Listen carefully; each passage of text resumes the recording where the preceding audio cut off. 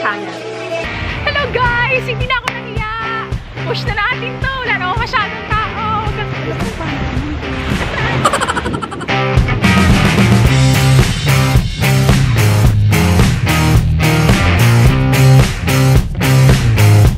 Wow! Todo Job Farms. Hello Aries Loves! Today is January 28, 2017. And ito na, kinabukasan na, nakapag-ayos-ayos na kami kasi balak namin mag-picture-picture. Ito yung suot ko guys. Nakita niyo na to sa mga dating vlog ko. Pero ginawa ko siya as cover-up kasi magtutupis ako mamaya. Maraming nagtatanong sa FB Live kung saan kami nag-i-stay dito sa Boracay. Yung kaibigan ni Tita Inday, may kamag-anak na may bahay dito sa Boracay. So, ayan. Nandito kami mismo sa bahay nila. And wala nga lang mga gamit, pero sobrang astig pag may bahay ka sa Boracay, di ba? Kasi kahit anong punta mo, pamasahin na lang por problemahin mo kasi may i-stayan ka na. So, ayan yung itsura ng bahay. Plastic or transparent na waterproof na bag para eto na, nandito na yung mga cellphone ko. Kaya kahit ilapag ko siya malapit sa dagat, hindi mababasa yung mga gadget ko, di ba? Nagdala na rin ako ng powder, power bank. Ayan, good morning. Good morning, Tita Inday. Hi, good morning, Aries Love. Ayan, yung outfit mo for today ay surprise. Ay, anong tawag? Tapis. Tapis. So, ayan. Ito kami tumutuloy. Ayan, lumabas na kami dun sa bahay. And ang ganda. Ganda ng views. Good morning po! Good morning! Nang padya? Ah, oo nga. Para mas makita ko siya. Ang ganda!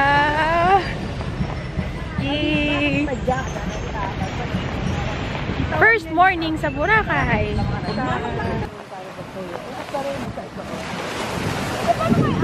Sasakay kami ng padyak kasi medyo malayo yung kakainan. So, 100 po. Ano? Berbike kasi naman. Right ba?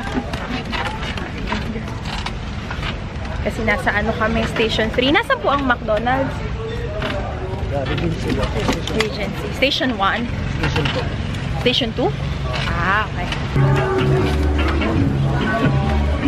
Sky! Kumain ka na?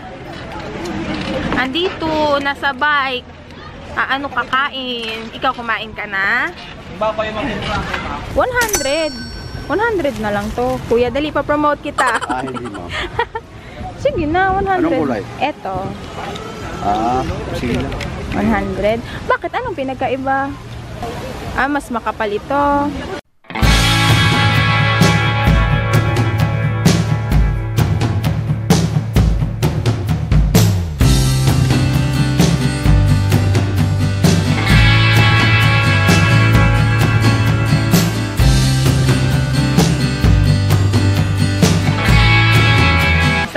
Kumain, tapos naglalakad-lakad na lang and merong aksidente, merong atang nalunod.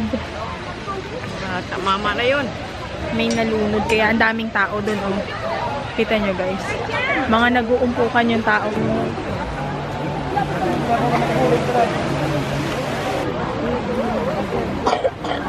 Yan, nakakatakot nung may nalunod dun sa Station 2. Alam nyo ba, sabi ko pa nga dito kay Tita, Tita, mag-island hopping tayo. Tapos sabi ko, Tita Inday, ay nako, kung kasama mo nanay mo, okay lang. Sabi niya, ganyan. Tapos, pagkatapos namin kumain, ang daming kumpulan ng tao, yung pala may nalunod na.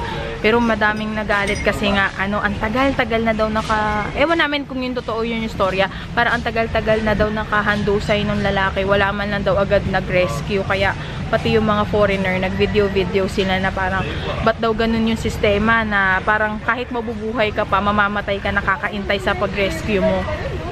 Yun. Pero naaawa kami dun sa pamilya kasi parang ang tagal na niya nire-revive, parang 2 hours na, pero lagi nila sinasabi, pag tumitigil, wag tigilan. Pero ang dami nagsabi, parang wala nang araw. So yun. At ang mahal pala ng buko dito, yung ibang nagbebenta, 120, 150. Buti nakakita kami kay Kuya 50 pesos. Ayan. Chicks to?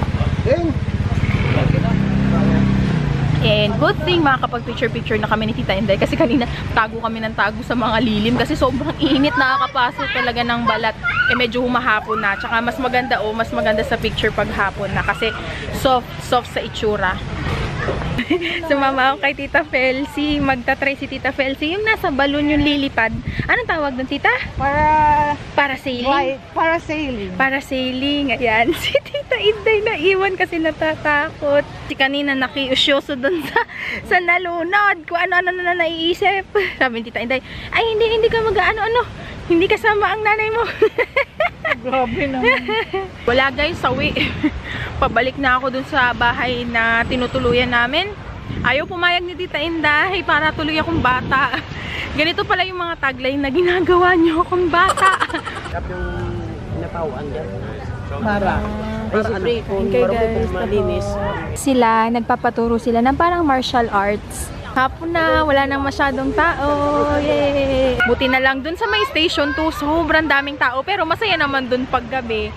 Bali, andito kami sa station 3. Tinatayo daw to magiging Marriott Hotel. So, ayan, magpipicture-picture lang ako. Nagdala na lang ako ng tripod. So, yan. Yay! Naiiyak pa rin ako. Nagpicture-picture na kami ni Tita Inday. Gusto ko nang alisin to, kaya lang naiiyak ako. Pero yung mga yung mga foreigner, nakakatawa sila kasi hindi sila nahiya mag-approach na, hello, tinanong nila kami kanina, ano yung kinakain nyo, ganyan.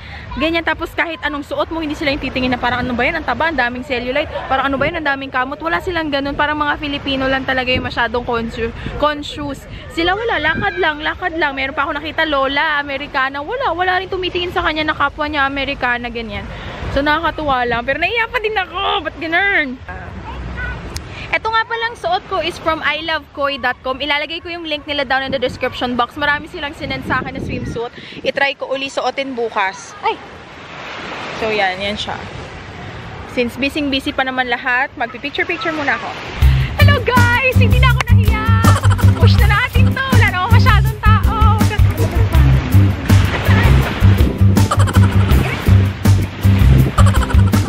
Hello guys!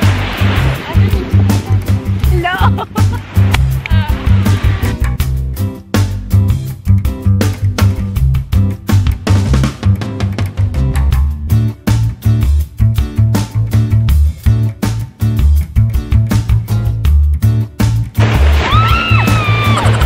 Wow, Rosana Roses!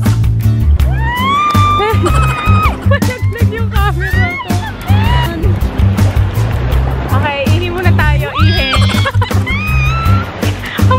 Habulin mo ako, Char.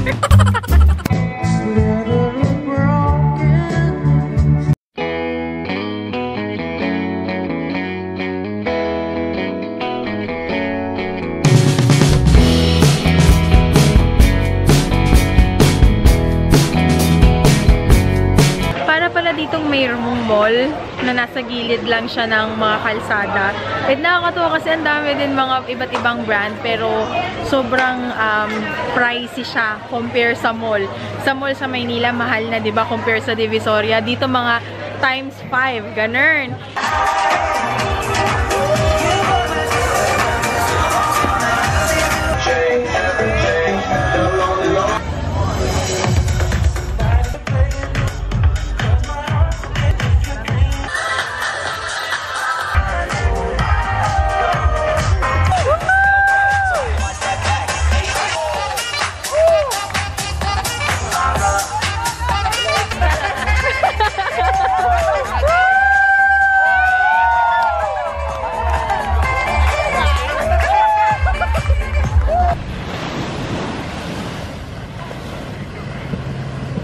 Hello mga Ears Loves! Magandang umaga! Today is January 29, 2017 and andito pa rin tayo sa Boracay.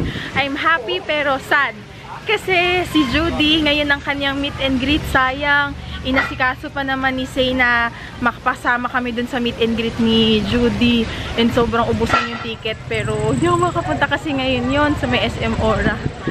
Kaya, ayun. Manonood-nood na lang ako ng mga vlog. Lipat naman kami ng pag-i-stayan na hotel, hindi na dun sa bahay. Malapit yung hotel ng kamag-anak nila, Tita Felcy, sa may Crown Regency. Station 2 po yan, anak. Kuya. Lalaboza Resort. Punta naman tayo dito sa second floor. Actually, madami pa. Meron pa hanggang taas pa. Ayusin lang namin yung mga gamit. So, ayan guys. Ito yung kanilang regular price range pag hindi peak season, guys. So, ayan. Kita nyo naman, guys, no? Lumabas na kami ni Tita and rampage na kami. Hi! So, yan. Magpapa-braid ako. Yung may kulay lang sa buhok, 50 pesos per piece. And dalawa lang. Bala ko dalawa lang. Ayoko ng whole hair kasi aalis na rin naman kami bukas. Side sa'yo or... ano yung pagkagawa ng buhok mo? Kahit ano na lang po.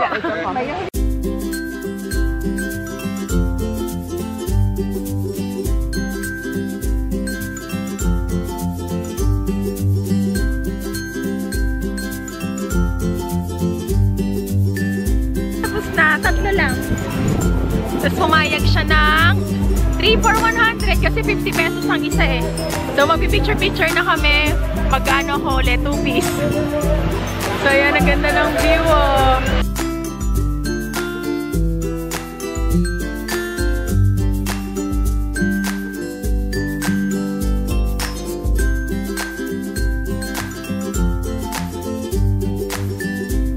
Paggawa ako ng pangalan, 50 Aisha.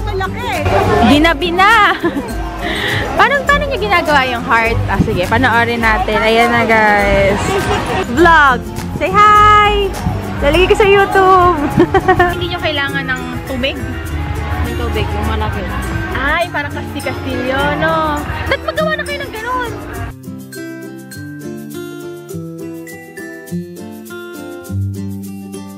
The Purple Airways. 1, 2, 3.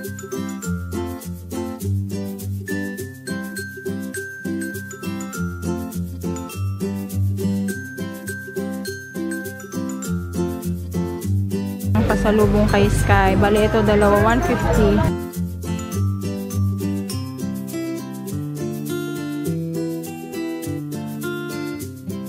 Uuwi na kami bukas, kaya bibili na lang kami dito ng souvenir. Binilan ko na din ng pasalubong si Tita Malot, kung natatandaan nyo, kasi pupunta sila dito sa Pilipinas. So, ganito yung binili ko.